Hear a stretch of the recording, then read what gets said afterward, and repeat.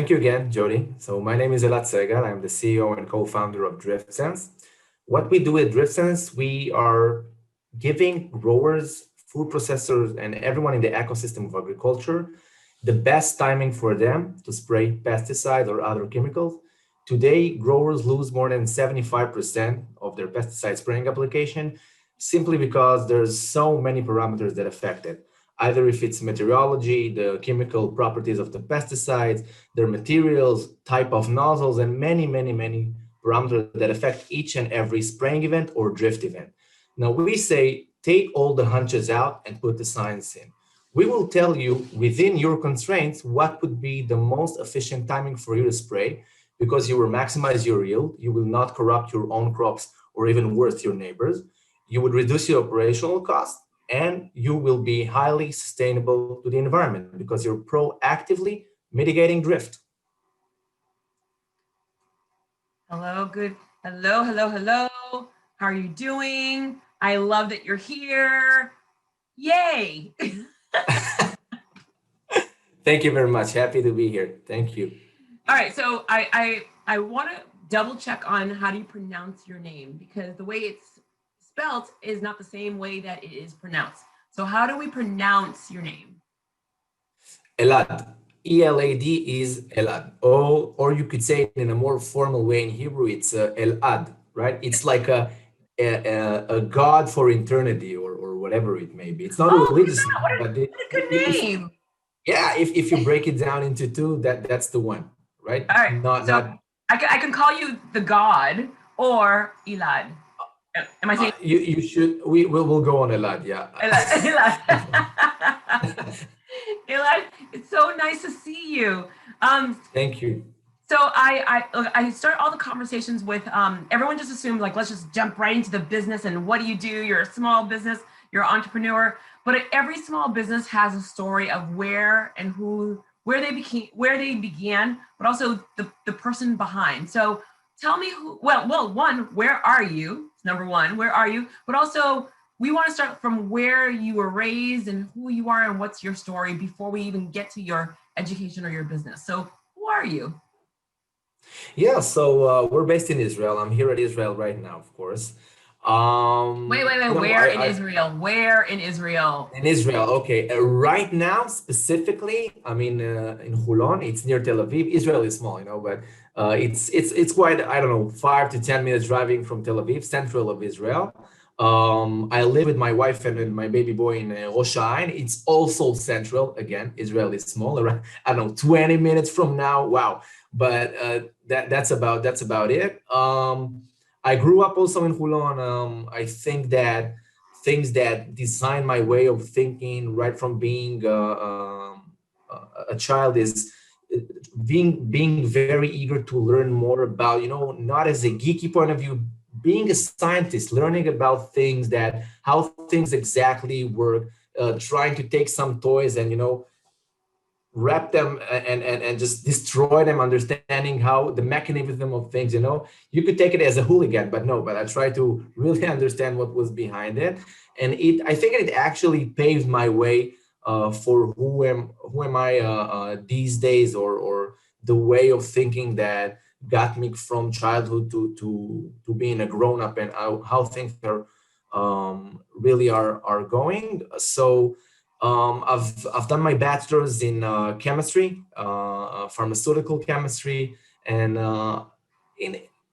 right before I went into graduate school for my master's, I understood that it's something that I prefer being more of a material science guy, and this is actually the way that I went through. So I was doing a bit of I would say fundamental science with the application aspect. Nano-antibiotics, sonochemistry, nanosensors, and I also followed up during my PhD in chemistry and material science, and I really sucked up. Wait. You're giving us so much content too fast, and I just want to roll back a little bit.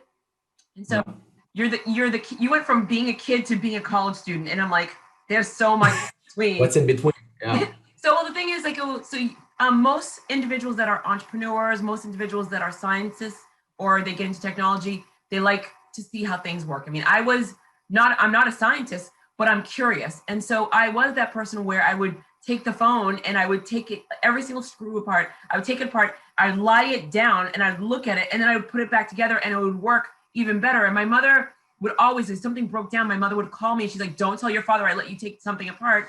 That once I would put it back together, the house would burn down because something was left behind. So I was always curious in understanding why, like, why did it work? Why did it ring? Why does it make a TV set go? I mean, it was always that curiosity. So where did that curiosity come from? And did you watch someone in your family have the same kind of curiosity, or is it just something that you just came out and said, I need to understand things?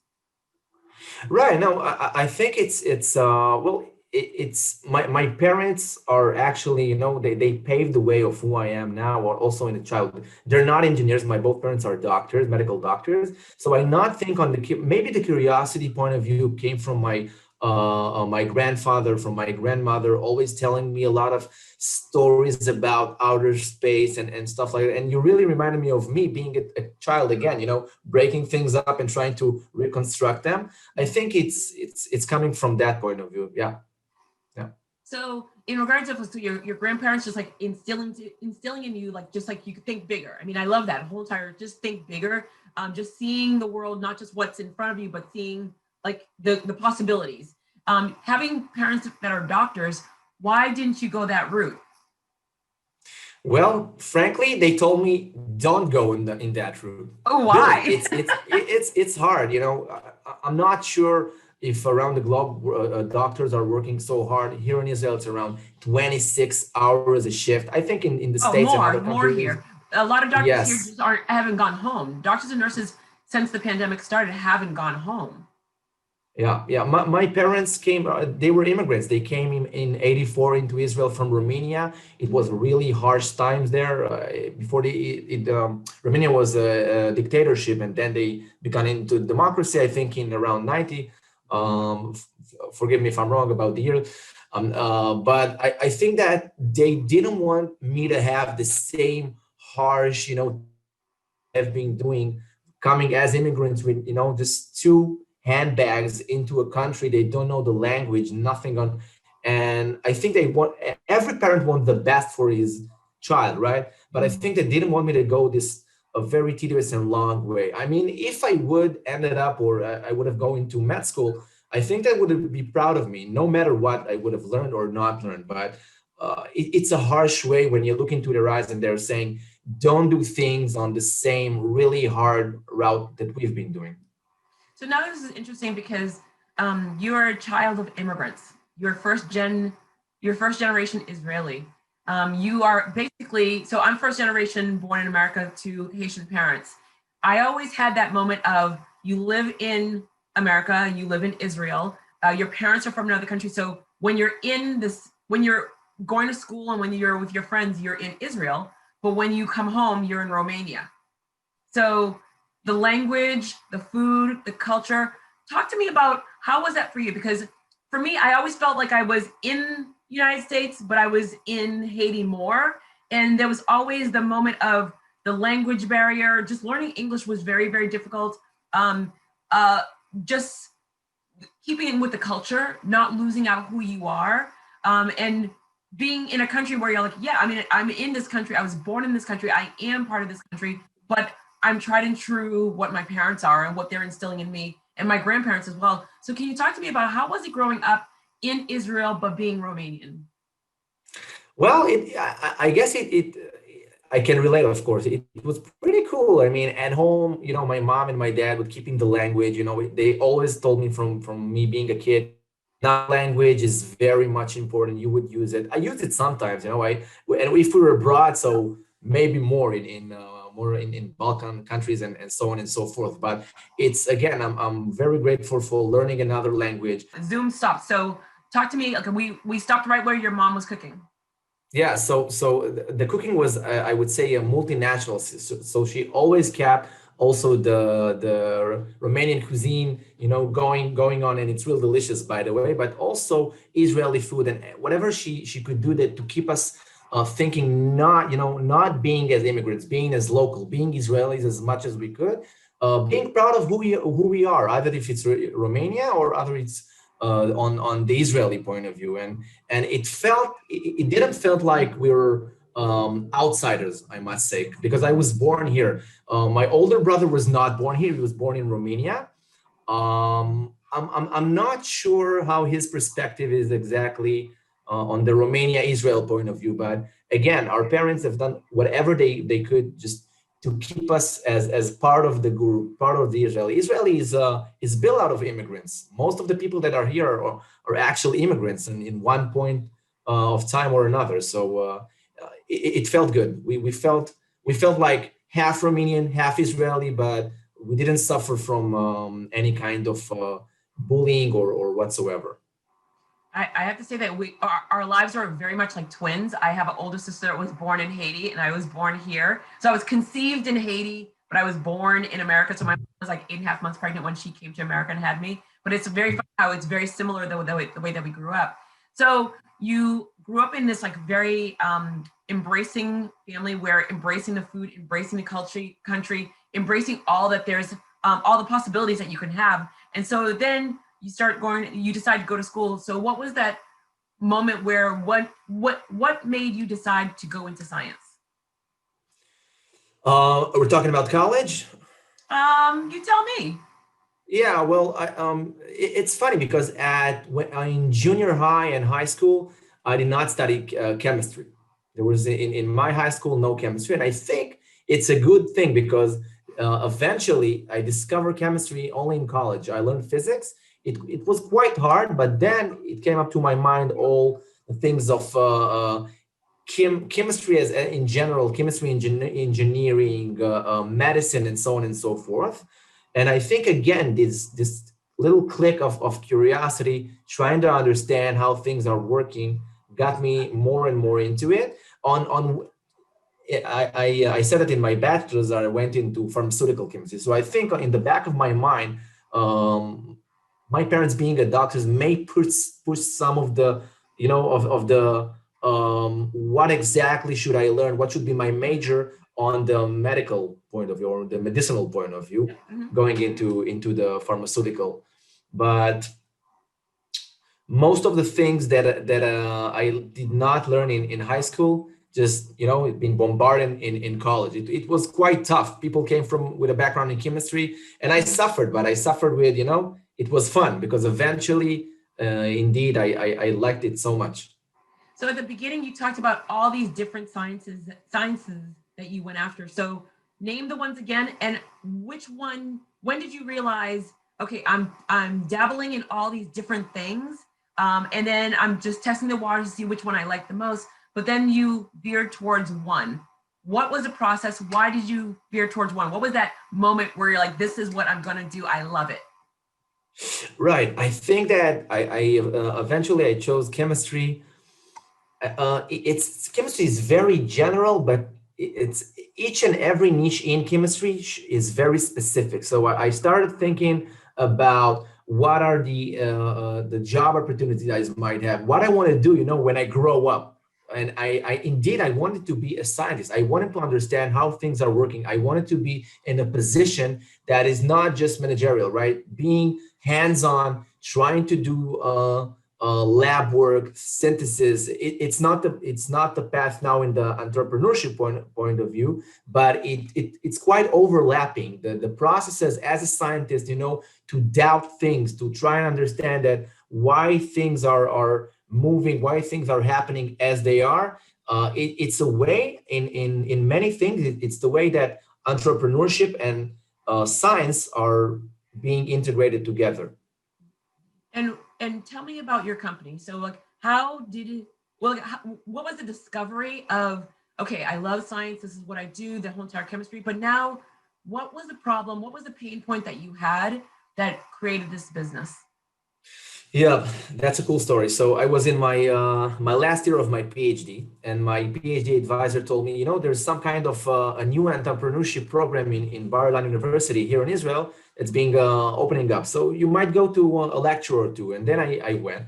It's called, by the way, Unbox Ventures. We actually came out of BIU.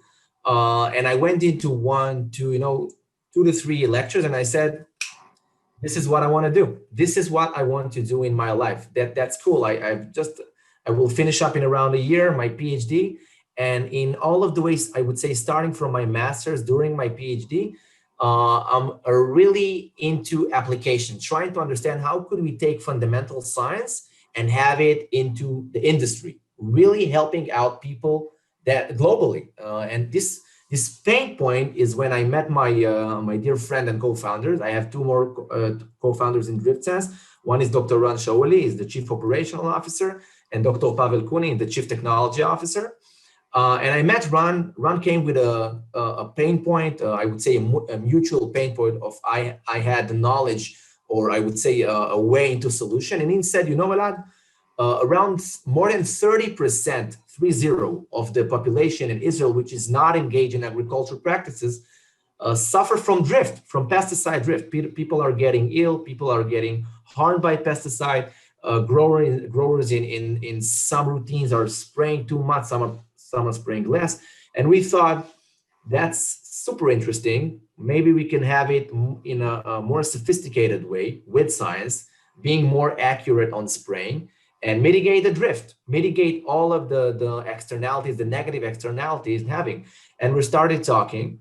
And during the Unbox program, we've been invested by the university in our pre-seed stage. And we went to California twice. And I can tell you about that if you wish. Absolutely. So we've been to California twice in 2019. It was like a whole new world, right? Pre-corona times, unfortunately. So in July and September 2019, we fly to California in 2 occasions. We were there around a month, 2 weeks at each and every time. And it was crazy. It was a roller coaster. It's still a roller coaster, but it's the first, I would say, the first journey of my life as an entrepreneur. I sent people in the US on LinkedIn and emails that I'm an entrepreneur. I'll be visiting California, driving from San Diego to San Francisco. And people told me, hey man, have you been hacked in the LinkedIn? And I said, no, I'm really an entrepreneur. I'm really coming to the US and I want to meet you. I want to understand these pain points, these problems. And we met more than 100 stakeholders from the environmental protection agencies, people, executive officers at the Environmental Protection Agency, the Department of Pesticide Regulation. We've been to Berkeley, UCLA, Davis. It was really, really crazy. We learned so much each and every day. So I have to ask a couple of things. So number one, you're from Israel, where the world of entrepreneurs comes from, innovation and entrepreneurship. So the world knows this tiny little country is known for entrepreneurship. So I don't know why you were surprised, because a lot of us are not surprised by that. So that's number one. Number two, in regards to the pesticide industry has so many different layers of pros and cons. Obviously, we have a massive, not just a little, but we have a massive food shortage around the world. And it is devastating, especially during the pandemic. It's devastating to actually see it's in the forefront how many people are struggling to get meals on the table, and not just meals, but fresh fruits and vegetables. I mean, which is deplorable that we cannot get that to the masses around the world. That's number one. The insects that we have now have mutated as they've evolved. I shouldn't say mutated, but they've evolved. So it is harder to kill them when they're going after the crops and they're destroying the crops.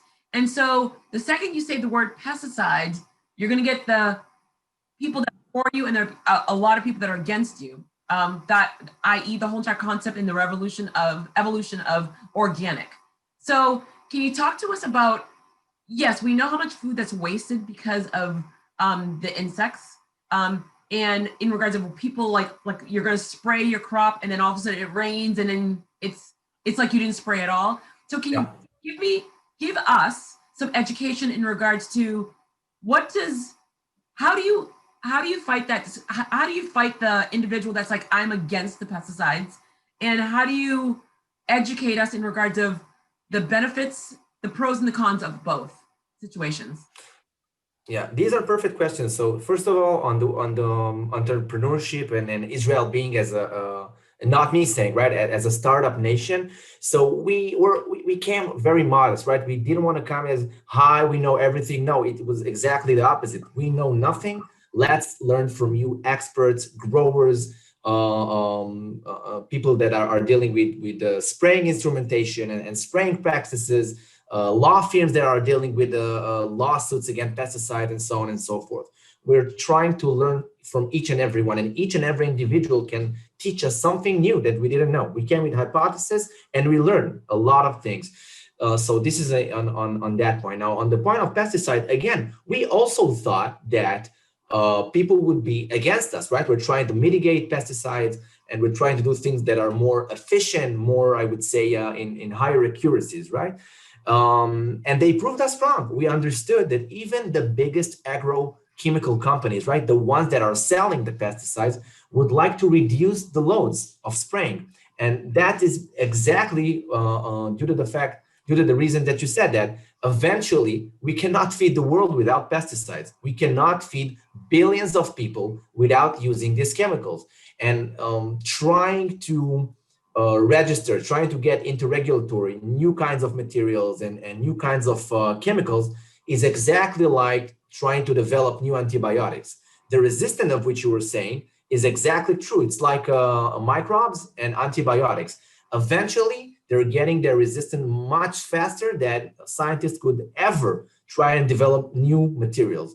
And we understood that the thing is the following: if a grower, a specific grower would spray in a very, I would say, I'm not sure if that scientific is the word, but in a more accurate way, in a more efficient way, the correct dose with his practices, within his constraints. No one would buy, I don't know, a $100,000, $200,000 new tractor, but within the constraints, within the instrumentation, within the materials that he's having, if we would tell him what would be the most efficient timing specifically for him, the correct dose eventually would be used as that the pest would not having a resistance, and he could use them, on the long way, on the long vision. And this is exactly the new innovative ideas that even the agrochemical companies that we thought that would be against us, this is exactly what they're looking at now. They're trying new technologies to understand how could people spray, how could growers spray and do it more efficient without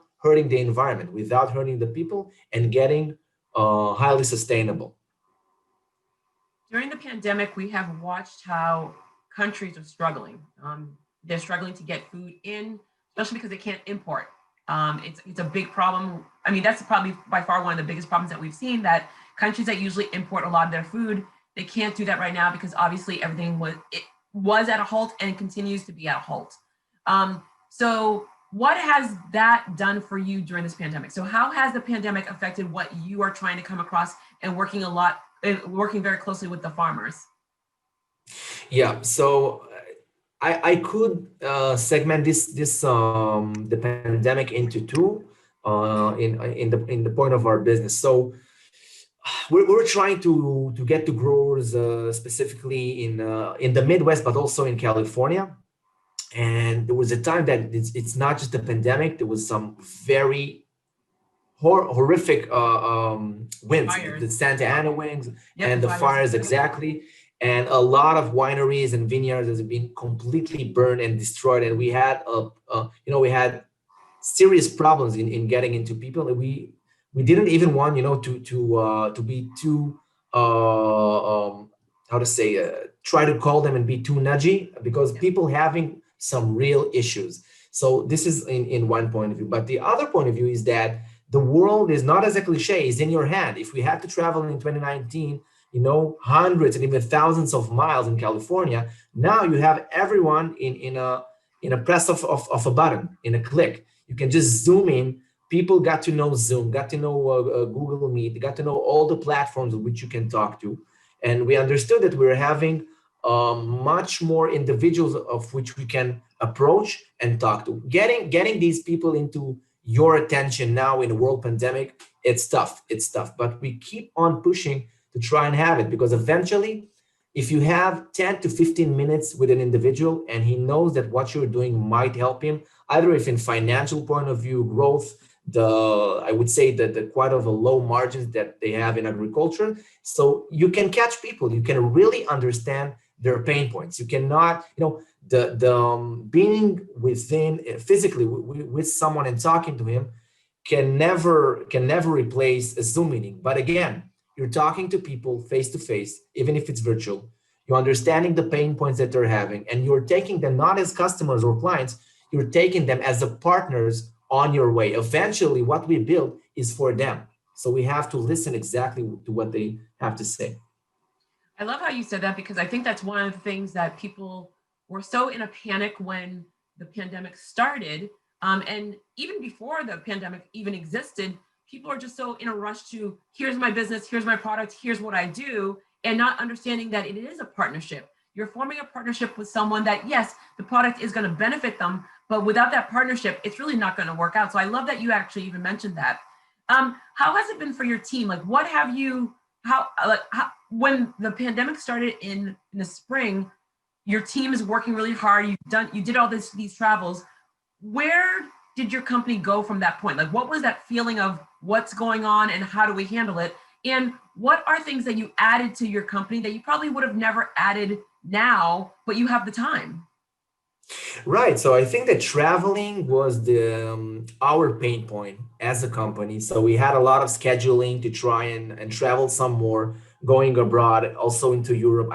We were at February. We will steer in Europe in February this year, and it's funny because we saw people wearing masks, and I thought, what's going on? I mean, everything is fine in Israel until now, and it's not that it wasn't a pandemic yet, right? The scaling of the problem was not that big yet. And then when I came back to Israel, I think 2 weeks after the pandemic started, and it was already crazy. So I think that I love my team. That's I have to say it, right? They're super agile. We're working not around the clock in this manner, but super responsiveness from each and every one of my team members, and working together. The thing is, we don't have to travel now. So having segmentations of the task, each and every one is taking a few things on him on his way and dealing with it.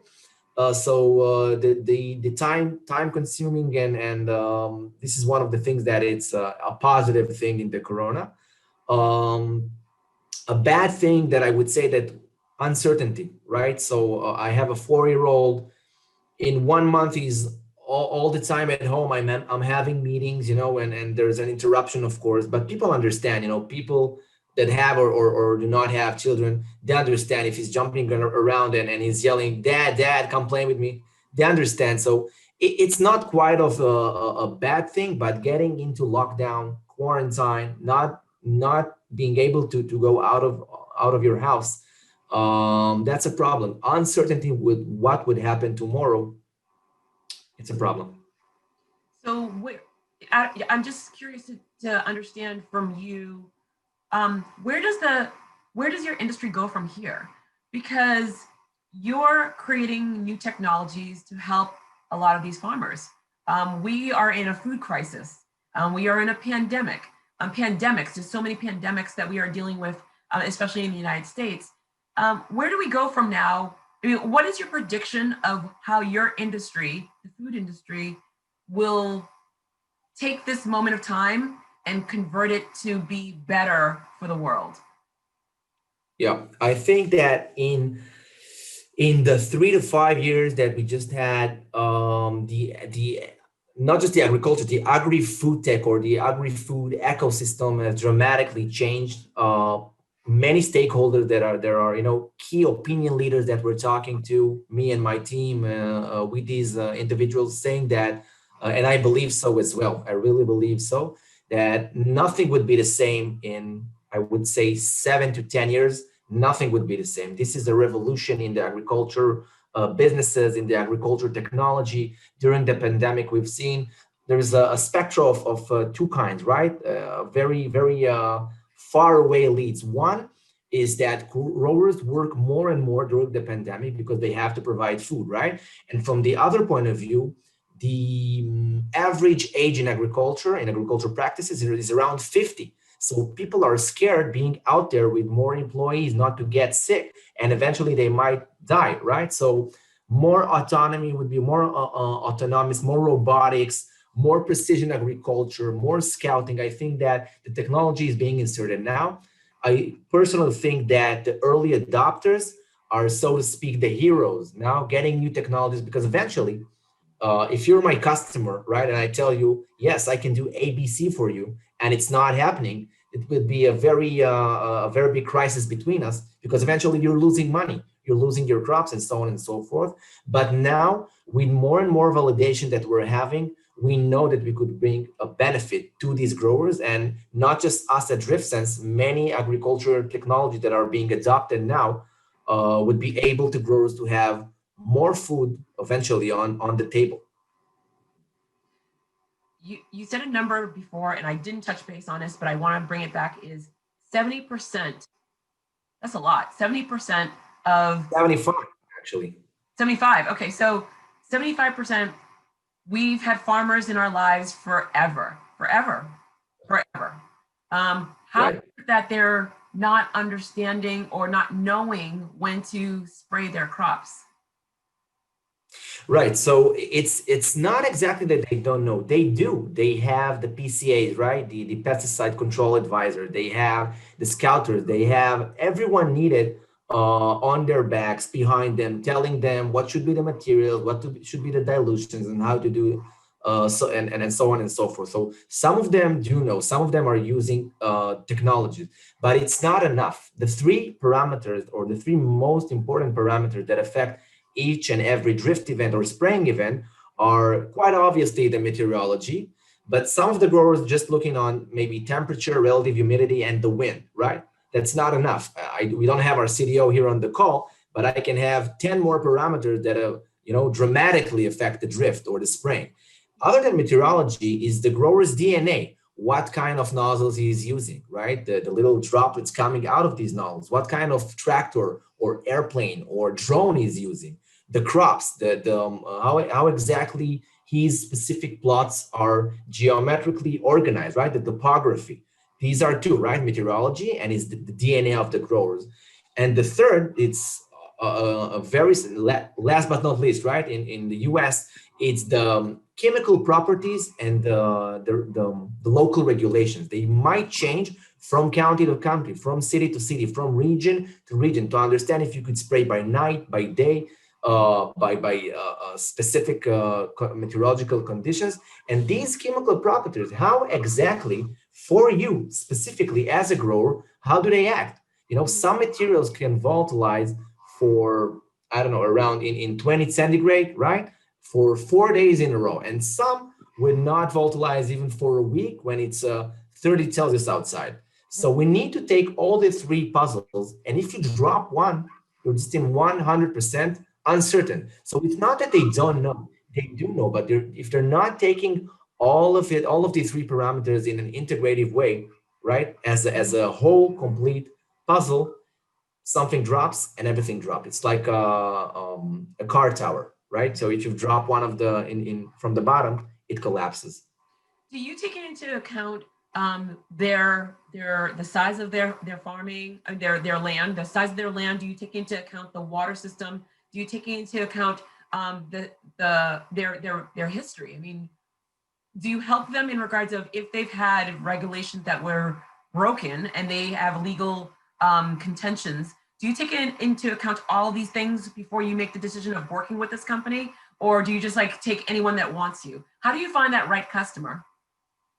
Right. So it's a very good point, because some of the customer might say, "Look, we were about to get some lawsuit, or we drifted upon a neighbor, so we don't want to do it." No, we understood that nobody wants to be drifted upon or drift on other adjacent growers that he had, right? Nobody.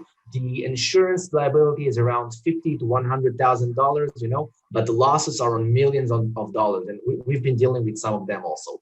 So I would say that a potential customer is anyone of which we can help him not to be suited, not to be taken into litigation protocols in the court of law, and anyone, or integratively, but anyone that wants to make his practices more efficient, he needs to understand that what we can provide him is actually, I would say it again because it's the right word, being his specific DNA, his specific plots, his specific meteorology, not just taking some, I don't know, meteorological information from 20, 30 miles away from him, right? It's not as in his own field. I would say so. From these two segments would be the perfect customer, but each one of them, it could be separately being taken care of. Beautiful, thank you. Switching over a little bit back to you, you decided to leave being a scientist in the essence of, you could have been an academic your entire life. You could have gone into working for a big corporate biogen, like a medical field, or just like you could have converted to being a chemical scientist. There's so many different areas of large companies, big game. You're Israeli, people like literally companies gravitate towards you because of the education, because of the you being in the military and just being very methodical about how you do things. You decided to be an entrepreneur. And again, Israel is known for being startup nation. Why did you decide to go this route? And what did your family think? One. And number two, in regards of what's the pros and the cons of being a startup, an entrepreneur in your own business? Yeah, so these are great, and thank you very much.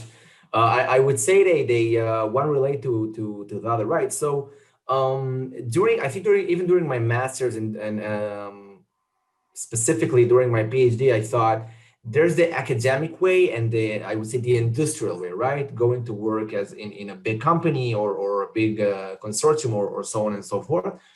And I think that I would have go this way if I hadn't come up with Unbox Ventures, if I hadn't fall right into this niche. But it's a cliche, right? But I really fell in love with it. I love being an entrepreneur. I don't know how to explain it. I love talking to people. I love going, international, speaking with other kinds of experts in their fields, learning more, trying not to be too general or going out of scope. But eventually, it is a roller coaster, and it relates to my family. My family is very supportive. I could never have done this without my parents, my brother, my wife's family, and my wife, of course. My baby boy could be quite of a he's a tricky boy, I would say. I don't want to get too much into it, but it's really tricky. We've been to I think to 3 to 4 times abroad during the from starting the entrepreneurship program, and it's tough. It's I think it's 15 to 20 hours of traveling, and the days are of course opposite in the time zones of Israel. So if I'm traveling from California, I'm also arriving at the next day. So it's not that I'm away for 2 weeks. I'm away for 15 days, right? So it's hard, but they've been very, very much supportive. It is a roller coaster. Some days you get really good news. You say, wow, I can conquer the world. And on the other day, you get some bad news and say, well, maybe not the world. We start with Tel Aviv, but no, I'm joking. But it is a roller coaster. And when you have family behind you, there's no limits, really. What if you don't have family behind you, though? Because, I mean, that's one of the things where people talk about how starting a business is a dream. It's a dream just because it's your own time, it's your own decisions. You don't have to answer to anyone big. I mean, there's that whole entire essence of that pie in the sky. Oh my God, I love it. I want to be part of it. But then the fear kicks in. Here he goes. Here he is. So there's like so many people talk about how yeah, thank God grandma is here, right? My mom is here, so she could take care of it. I love that. there's I think it's a British politician. There's a very viral video going. I know it very well. Where he literally kind of wife pulls the child away. Right. He's dancing. You know what, during these conversations, I've had cats walk over the screens. I've had dogs continuously. I've had fathers in underwears walk through. I mean, I've seen. Oh. I laugh so much because the world that we live in, and it's totally fine. I mean, I'd rather your natural state than just see, oh no, this is like so perfect. Nothing in this world is perfect, and we're living it. We're living that right now. Absolutely. So now I forgot what I was asking. Family. If we don't have family behind us. Yeah, exactly. So the individuals, like, you have a very supportive community. Or can you give some thoughts to anyone that's looking to start their own business, start their own product or service? The fear is kicking. They're excited, but the fear is kicking in, and they don't have a strong community. What would you say to them? Right. So I think that you shouldn't go like all in right from the start. You have some kind of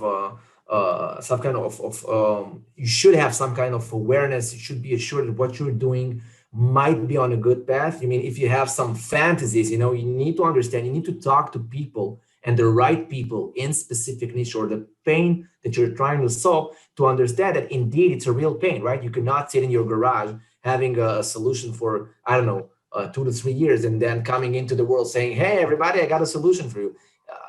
Eventually, it doesn't go this way. So being excited is great. You should be excited. You should try and have your dream fulfilled and climb the highest mountains that you can. But you need to be smart. You need to be aware that what you're doing is very tough, and talking to all of the right individuals before you start it, because you just cannot conquer the world without understanding the building blocks that are right on ground zero.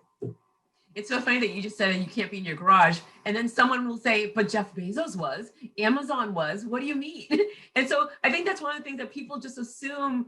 They see the big person that's done very well, but they don't understand where they came from. And when they hear the story, they're like, oh, well, if Jeff Bezos could do it, anyone could do it. And they're not understanding that that was a moment of time. That was one instance. I go, and some people just don't have garages. Some people don't have a garage. So where are you in your comfort zone of growing your business is something that people don't understand. And so I love that you just mentioned in regards of, don't start out. I mean, you find that idea, you talk to people, which is something that people just rush to do something, but they are not talking to people, which of course it's always the shock for me where I love talking to people. It's my thing. I love meeting new people and learning from people.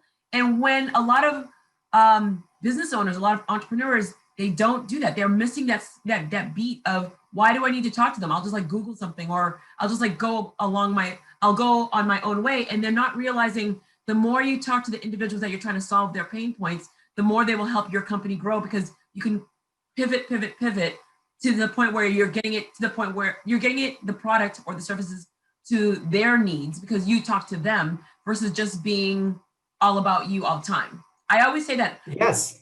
Marketing and ego come hand in hand, and you can market your company by communicating, talking, changing, evolving it, or your ego can take over, and then your ego says, oh, I'll just do it my way. And then it's like, you're just in the process longer and longer and longer. I agree. I surely agree. If you're rushing in, you're gonna crash eventually. That's right. If you say Jeff Bezos could do it, and I can do it, it's being very arrogant. You should. If I could have taken ego and drop it below zero, I would have do it. Right. Ego is right here in the trash can. You cannot try to understand or try to come with some crazy hypothesis that what's the pain point is. We came with pain points, and people said, well, no, that's not much of a problem.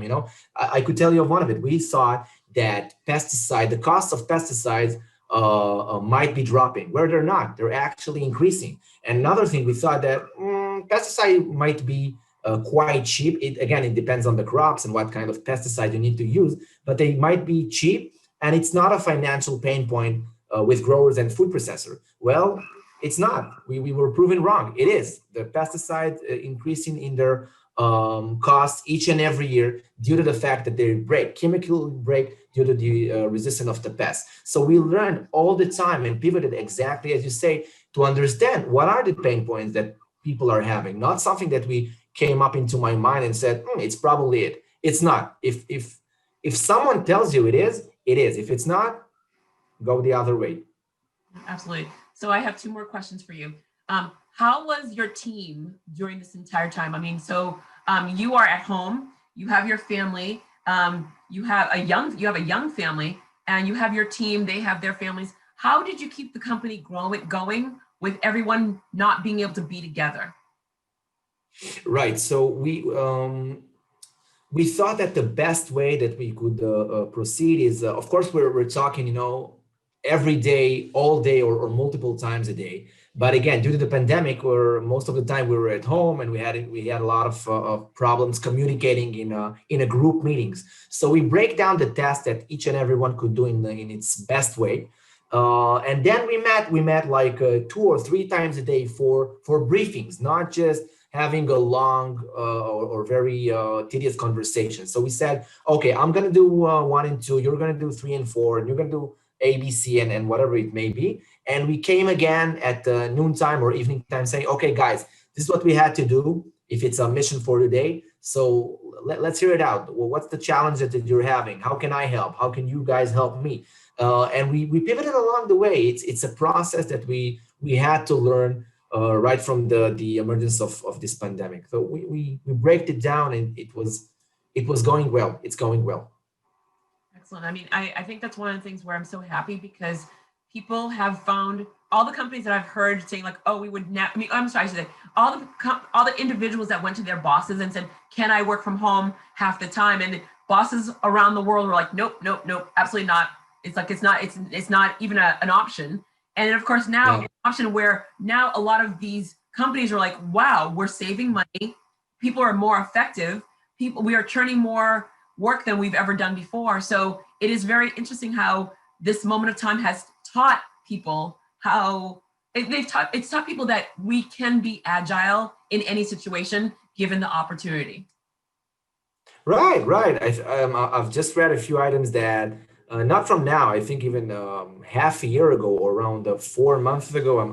I'm not quite remember, but a lot of the big companies went into 3 or 4 days a week of production, of being at home and working from home. They don't understand that people at home might work even more than what they should if they're back in the offices, right? So you go for a coffee break or wherever it may be, but they're working more. I'm not saying either if it's good or not, but being very on a block way, not trying to look around left and right, it's not good. You need to be very agile. You need to morph out with the way that the world is going. Yeah, absolutely, absolutely. All right, so my last question to you is, if you had a personal ask and a professional ask of anyone that's listening to you right now, what would be your personal ask and what would be your professional ask? And it has to be 2 answers. Can't go 1. Right. I think it has to be 2 answers. Wow, that's tough. That's tough. that's on the professional point of view. So we're looking for the seed round investment right now. So this is what we're looking to raise. We want to push forward. We just won a grant from the Israel Innovation Authority, so we're very thrilled and happy. So it's a building that we're constructing and trying to move forward and taking the roller coaster just in the fun way, right? Not the scary one. On the personal one, I think that I actually I don't know. I think that the personal and the professional is on the same word, because each and every day we're trying to learn something new from our clients, from prospective clients, from the community, from the people we're talking with. And I think that eventually, if we can thrive and go into this path of learning more and more and more, at the end of the day, we could provide people the exact thing or very specific pain points that they're having. I think that, again, not saying as a cliche, the customer is your partner. You cannot having other way around. He's coming with you all along the way. If you're building something massive, do it for him. Elad, I mean, I have to say that this has been great for me, because I feel that every conversation I have, I walk away with a piece of gold, meaning that we usually stay in our lane of learning. And if we learn something once every a week, that's great, whatever's. But for me, I always say, like, when I wake up in the morning, I want to learn a lot of things that are new. And just even knowing that 75% a yield of pesticides. I mean, I didn't know. I mean, you hear 25% do not reach it does not reach the target. It just fall between the rods, volatilize into the air, into soil and water. That's crazy. But these are legit numbers. But you know what's surprising for me every single moment that I'm learning something new is the essence of just not being aware. I mean, I get my food, and I'm part of a farm share, so I get my food from farms that we support in the town that I live in, and we just get our food, we wash it, we clean it, we eat it, and that's it. And just to know the additional parts of the story and how when you're hearing about farmers are suffering, you're just thinking, oh, I mean, no one's buying their crops, but you're not understanding all the things that are happening that they have to be aware of all the time. And so these conversations for me are making me aware in a bigger picture of the layers of problems that our farmers are dealing with. And also the fact that a lot of farmers, it's generational. And so the first generation had it, the second generation, by the third generation, they don't want to be farmers anymore. And so that's true. Because they've watched all the problems that their families have gone through, and they're like, I don't want this for myself. And so your technologies, all the technologies that are coming in that are helping and supporting farmers are keeping the farmers going. So that way we're not just getting foods from different countries, we can actually grow foods in our prospective countries. And the people that are growing are happy because they're not bending over, breaking their backs. It's not blood, sweat, and tears when there's so much technology to help them do their jobs in a better way. So to become, it's great to be that farmer where I can feel the air coming, or I could be that individual that's using the technology to help me do what I do best to help them. Yeah. So I think some of them is exactly as you said, Jodi. Exactly, that they're with the finger. Some are burning up tires to see if there is an inversion in the wind, and so on and so forth. We want to help these partners, these growers, these farmers. There's a lot of technologies. We want to be one of them that helps them to go through the day. We're talking to a lot of American growers, a lot of American farmers, and it's a very marginal occupation as is. Some people are, growing our food on our table. As you said, you're going to the supermarket or the grocery shop and you have it on your table, wash it and you eat it. But the long way that they have done, they could be losing money for years, only in the fourth or fifth year have to have their ROI again. But the majority are actually losing or staying on the same line. And we're here to help. We're here to change it. And again, it would not look like the same in 5, in 10 years from now. Yeah. Things will look absolutely differently. What's like, and literally my last thought, what's shocking to me is teachers don't get paid what they should get paid, and yet they're educating the world. Farmers are not getting paid what they should get paid, and they're feeding the world. That's no words. Elad, thank you. Doctors are working 30 hours, yeah.